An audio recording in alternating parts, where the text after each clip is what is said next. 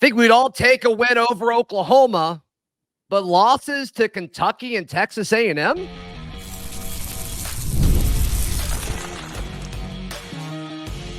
You are Locked On Auburn, your daily podcast on the Auburn Tigers. Part of the Locked On Podcast Network, your team every day. Yes, welcome on into Locked On Auburn, your daily Auburn Tigers podcast. I'm your host, Zac Blackerby. Thank you so much for making Locked On Auburn your first listen every single day. We are joined by the most handsome man in all of sports. That is J.D. PicKell of On3. J.D., thanks for coming back, man. Always appreciate chatting with you. You've been putting out a bunch of content on Instagram, and I'm sure it's going other places. I see it on Instagram, of you going through and predicting every team's schedule in 60 seconds. I love it. Very engaging stuff. You did Auburn's last week, and you had Auburn going 8-4. I think most Auburn fans would take that. But what you've predicted, it doesn't fully make sense to me. And I'm like, I gotta get my guy on the show. So let's start things off with you've got them beating Oklahoma. Yep. Starting 5-0, which is every Auburn fan's goal. Can you win those 5 home games to start the season? You say yes. Yeah, absolutely. And I think the Oklahoma game is one that everyone will have circled, and for good reason. To me, I love the fact that they get Oklahoma early in the year. I think with that new offensive line they're breaking in, with a new quarterback they're breaking in, a new play caller they're breaking in, like the defense is going to be great at Oklahoma. But with all those things, I think still trying to gel out there in Norman, and you go to Jordan-Hare, like just not a recipe for success. I think that's kind of the game where Auburn announces themselves in 2024 as like a new Auburn outfit under Hugh Freeze, as it kind of looks a lot more like what you would hope it would look like when you hired him as head coach. How high could Auburn be ranked if they win all 5 of those games? Man, I could see him in the teens. I think maybe see him like that 18, 19 range, you know? Yeah. I mean, I wouldn't be surprised if they were in the 20s, but teens feels appropriate if they're, because at that point, I mean, beating Oklahoma should probably warrant you into that teens, in my opinion. Yeah. So let's say the season goes the way you think it is. You're in the teens, you go to Georgia, probably not winning that one. But maybe you put on a show. Maybe you make it competitive. I don't think a loss on the road to Georgia and Athens is going to hurt you that much from the public perception. But and it shouldn't. And it shouldn't. Like, my take on this whole thing is Georgia, to me, is the measuring stick right now. Like, you're in year 2. Kirby's been there for a long time and has got 2 national championships to show for it. I think they're going to win a 3rd this year.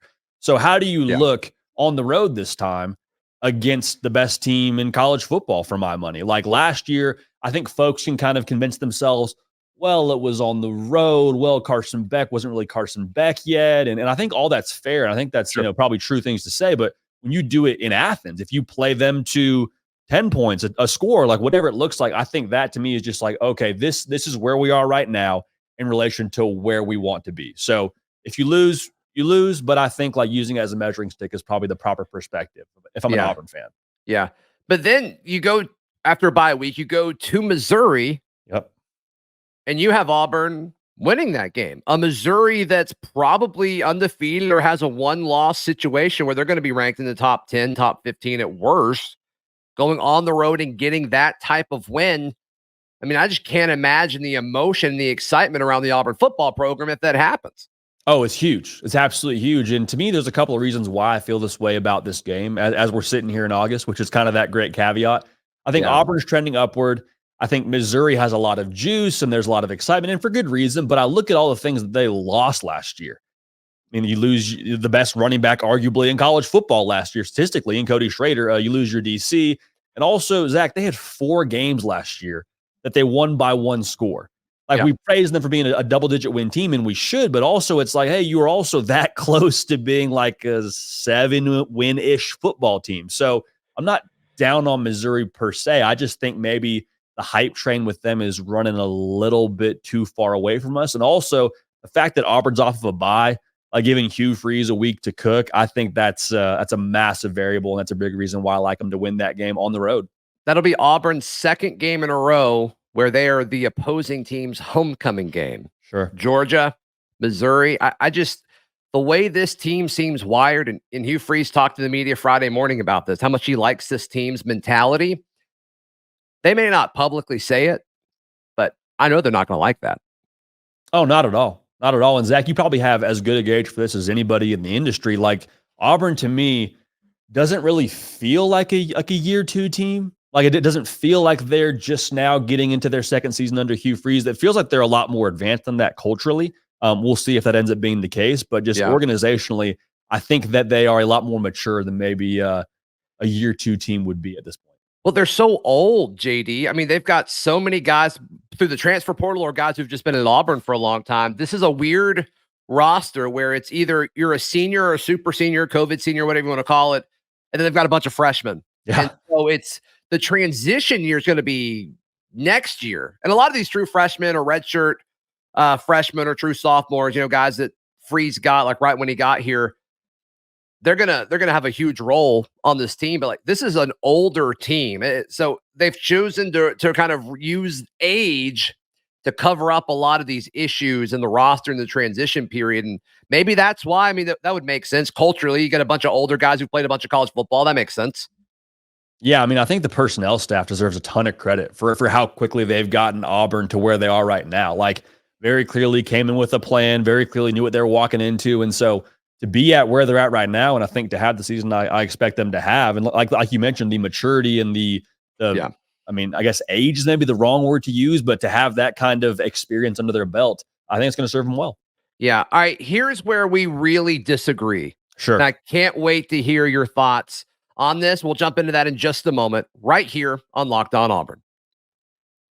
Today's show brought to you by our friends at FanDuel. FanDuel's America's #1 sports book. And look, FanDuel gets it. There's not a whole lot of sports happening right now, but they've got something special for you every single day. This summer, FanDuel's hooking up all customers with a boost or a bonus daily. That's right. There's something for everyone every day, all summer long. So head over to FanDuel.com to start making the most out of your summer. FanDuel's win total for the Auburn Tigers still 7.5. So if you agree with JD's predictions that we're talking about today, or mine, or a lot of the folks that come on the show are saying 8-4 for the Auburn Tigers, why not? Head over to FanDuel and put your money where your mouth is. FanDuel is the official sports betting partner of the Major League Baseball, or the MLB, as well as the Locked On Podcast Network.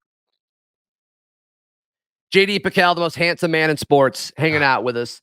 So the next game after Missouri, you have Auburn losing in Lexington to the Kentucky Wildcats. You're the only person I've seen predict this, and so I want to know why. Well, first off, I'm having trouble still collecting myself after being called the most handsome man in sports. Like that is high praise. So I'm going to do my best here to live up to that. There's no way that comes as a shock to you. There's no way.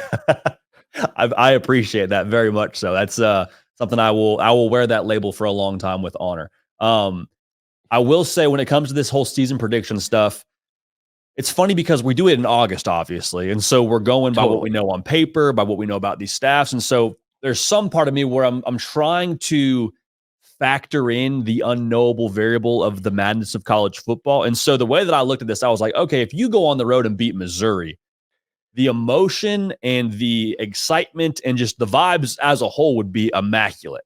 And we know it would be immaculate for sure. Right. Be incredible. And then you got to go on the road. Who knows what time this kick is at? You got to play a gritty, tough outfit with Mark Stoops and company.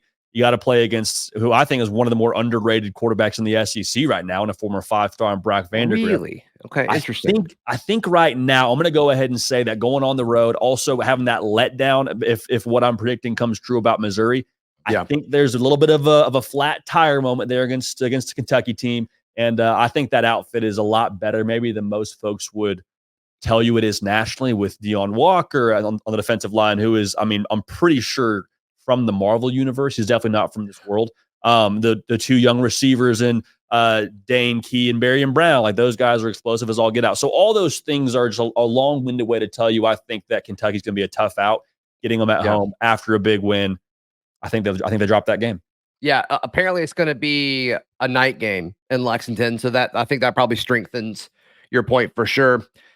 Kentucky's schedule isn't easy. And they play Georgia, they play Ole Miss, and then the week before they play Auburn, they go to the Swamp to take on Florida, which feels Florida in Lexington is fine, but we all know playing in Gainesville is its own beast. So that it's an interesting schedule for Kentucky for sure. But yeah, that's I get your points. I totally get it. And Kentucky to me, like when this schedule was dropped, I had Kentucky as a toss-up game.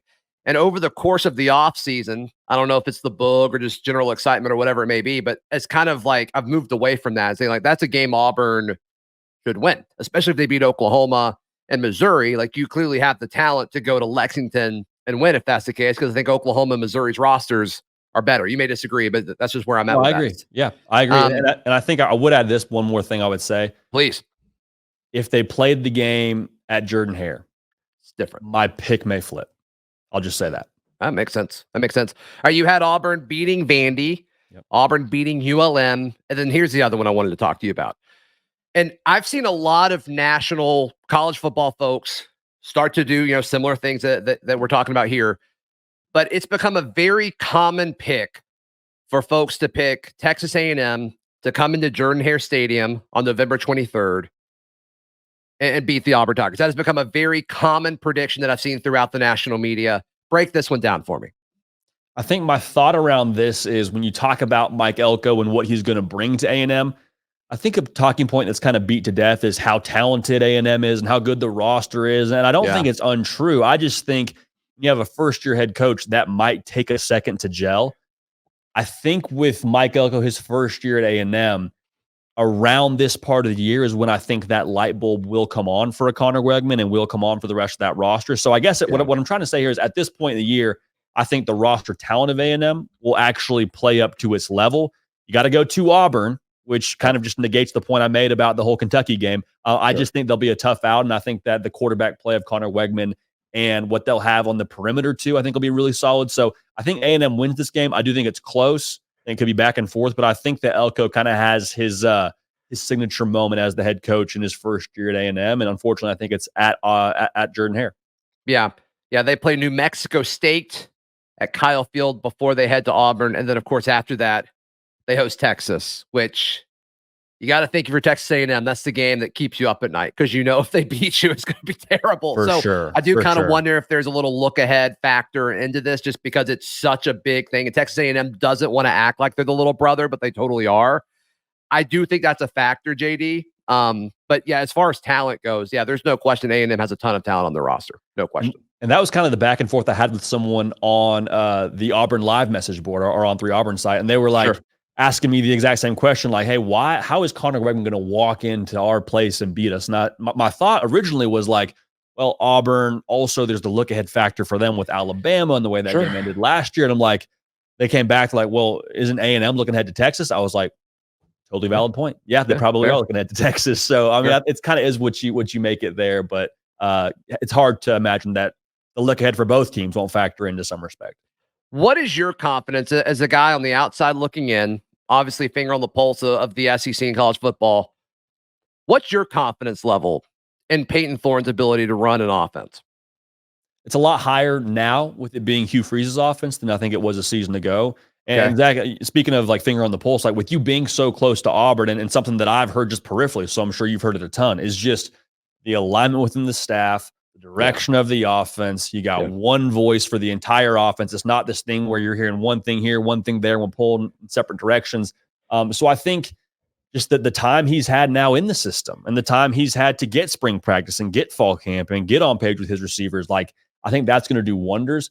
I also think like nationally, it gets a little bit overblown what Auburn's going to ask Payton Thorne to do. Like, I don't think they're going to ask him to go win the Heisman Trophy. I think it's going to be get the ball to Cam Coleman, be special in the open field like you were against Georgia a season ago, make good decisions. Like, I think the way that you put it, run the offense, I think that's all he needs to do. And I think with how much football he's played over his career, not just at Auburn, I think that's going to serve him well. And that's a big reason why I would say Auburn is, to me, I think one of the best over bets of the entire year with that 7.5 number.